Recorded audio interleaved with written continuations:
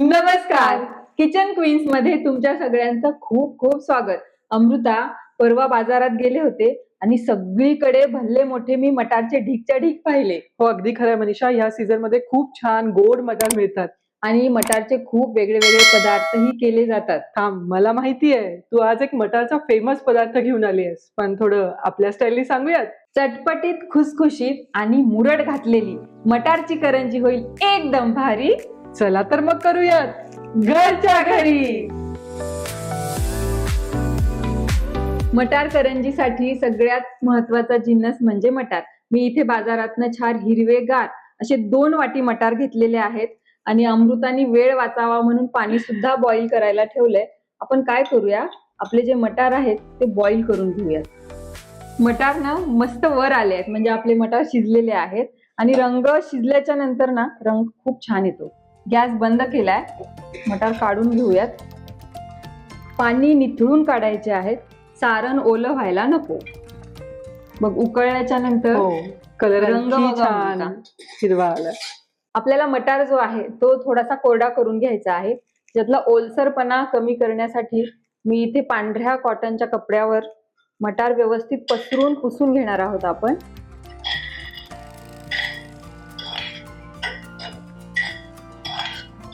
म्हणजे कपड्याला ना ते पाणी शोषलं जाईल आणि मटार व्यवस्थित कोरडे होतील. सारण कोरडं होणं खूप गरजेचं आहे, नाही तर तुमची करंजी टिकत नाही. टिकतही नाही, मऊही पडते. हो, आणि सारणही बाहेर येतं. मटार जे आहेत ते थंड होत आहेत आणि त्याचं पाणीही शोषलं जाईल, तोपर्यंत आपण पारीसाठी लागणारं पीठ मळून घेऊयात. करंजीच्या पारीसाठी लागणारा मैदा आपण मळून घेऊयात. मी इथे 2 वाट्या मैदा घेतलेला आहे. चवीपुरतं मीठ. अमृता, तेल देते. आपण इथे थंड तेलाचं 4 चमचे मोहन घालणार आहोत. 1, 2, 3 आणि 4. आणि काय करूया, हे सगळं व्यवस्थित एकजीव झालं पाहिजे. मोहन जे आहे ते सगळीकडे व्यवस्थित लागले गेलं पाहिजे, म्हणून याला चोळून घेणार आहोत आपण. कधीही मोहन घातल्याच्या नंतर ना ते व्यवस्थित चोळून घ्यायचं.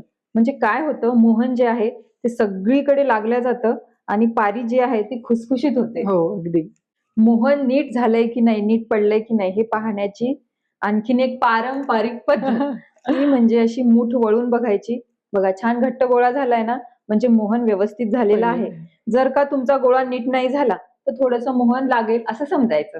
आता आपलं व्यवस्थित झालेलं आहे. आता काय करूया, लागेल तसं पाणी घालून याला मळून घेणार आहोत. थोडं थोडं पाणी घ्यायचं. आपल्याला याचा घट्टसर गोळा तयार करायचा आहे. बघा अमृता, व्यवस्थित छान, हे बघा इतपत घट्ट असा गोळा तयार झालेला आहे.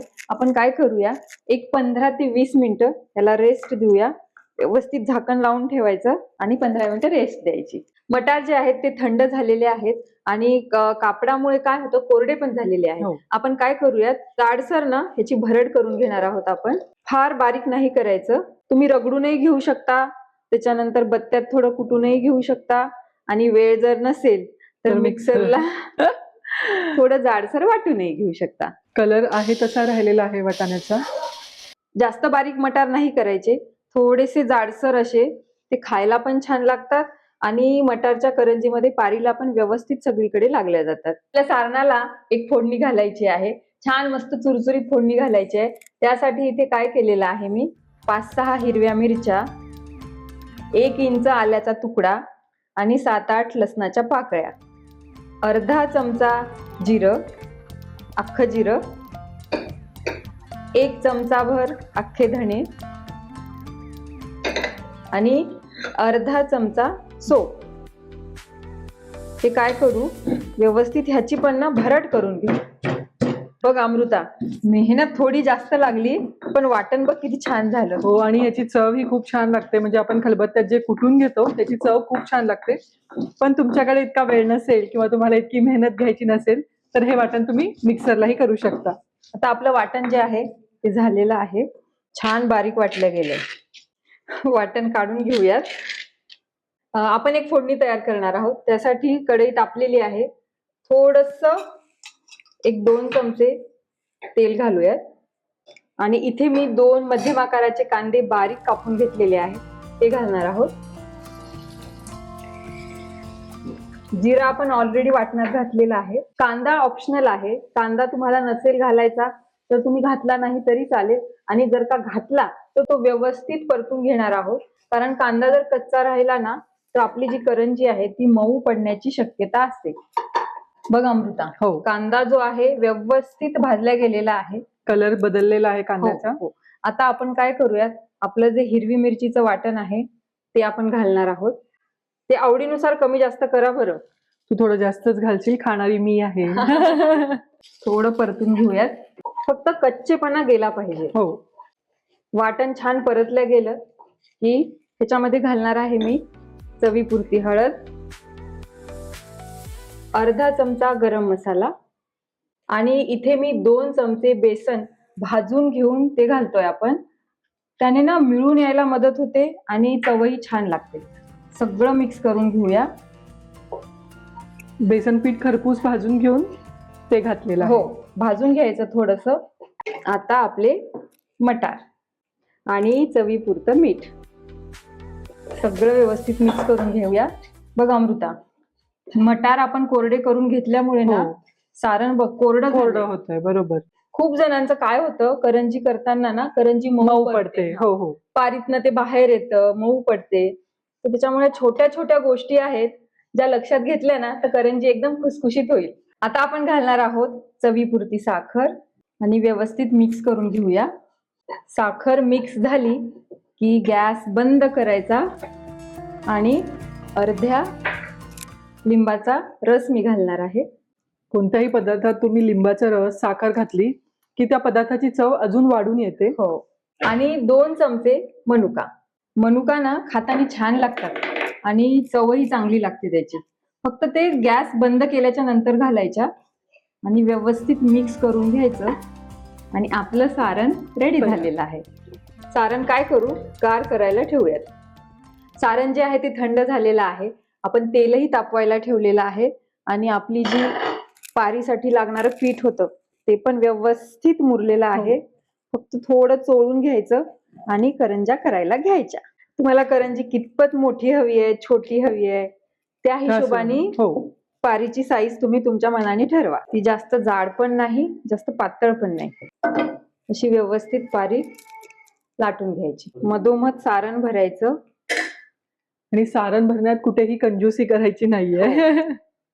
कडाने थोडंसं पाणी लावून घ्यायचं, म्हणजे काय होईल, नीट चिपकल्या जाईल, सुटणार नाही करंजी तेलात टाकल्याच्या नंतर. आणि अलगद एक बाजू उचलून दुसऱ्या बाजूवरती अशी चिपकून द्यायची. कडा अशा दाबून घ्यायच्या व्यवस्थित. असा मागून आधार दिला ना की करंजीला आकार छान येतो. हो. आणि करंजी ना टम्म फुगलेली छान वाटते. सारण अगदी व्यवस्थित काठोकाठ भरलेलं असेल तर तुमची करंजी ही छान फुगून येते. आणि बाकीचे जे काठ आहे तो आपण कटरनी, एक्स्ट्रा पार्ट जो राहतो कटरनी काढून टाकायचा, म्हणजे आकारही छान येतो आणि दिसायला पण छान दिसते. हो. आणि ह्याला मुरड घालूयात. मटारच्या करंजीला ना मुरड थोडी जाडच छान दिसते अमृता. हो. साखरेची किंवा आपण ओल्या नारळाची जी करंजी करतो ना त्याला मुरड बारीक छान दिसते. आता हा आवडी निवडीचा प्रश्न झाला. मनीषा, मुरड खूप छान एकसारखी घातली आहेस तू. हो, आपल्या करंज्याही रेडी आहेत आणि तेलही तापलेलं आहे. आपण काय करूया, करंज्या तळून घेऊयात. मस्त तेल असं फेकायचं आणि छान बबल्स येतात त्याच्यावरती. हो. थोडासा गॅसचा जो स्पीड आहे तो कमी जास्त करतच तळायचा आहे, कारण की फुल स्पीडवर जर तळली ना तर ती आतून कच्ची राहील. बघ अमृता, बबल्स हो. कशा आलेत, छान आलेत आणि खरपूस रंगही येतोय त्याला. छान मस्त सोनेरी रंग आलेला आहे. मनीषा, करंजी करताना म्हणजे मटार करंजी असो किंवा आपण जी गोडाची करंजी करतो ना, बायकांचं खूपदा कुठे फसतं तर करंजी मऊ पडून जाते किंवा फुटते. म्हणून मग बायका काय करतात, शॉर्टकट करतात की चला पीठ भिजवलं, थोडं कमी सारण भरलं की ती फुटणार नाही, मग ती खायला मजा येत नाही. पण आज आपण इथे परफेक्ट प्रमाण सांगितलेलं आहे, तुम्हाला कसं मोहन टाकायचं आहे, तुम्हाला करंजी कशी भरायची आहे. त्यामुळे इथून पुढे तुमची करंजी फसणार नाही. टम्म फुगलेली आणि एकदम खुसखुशीत आपली मटारची करंजी रेडी झालेली आहे. आता आपण सर्व करूयात. एकदम खुसखुशीत आपली करंजी झालेली आहे आणि सारणही एकदम टम्म भरलेलं आहे. मनीषा, नेहमीच आपण ओल्या नारळाची, गुळ खोबऱ्याची गोड करंजी करतोच.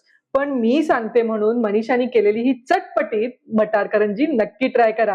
हो, आणि अशाच वेगळ्या वेगळ्या रेसिपीज आम्ही तुम्हाला इथे दाखवणार आहोत. पण त्यासाठी तुम्ही आमच्या चॅनलला लाईक, शेअर आणि सबस्क्राईब करायला विसरू नका आणि पाहत रहा किचन क्वीन्स.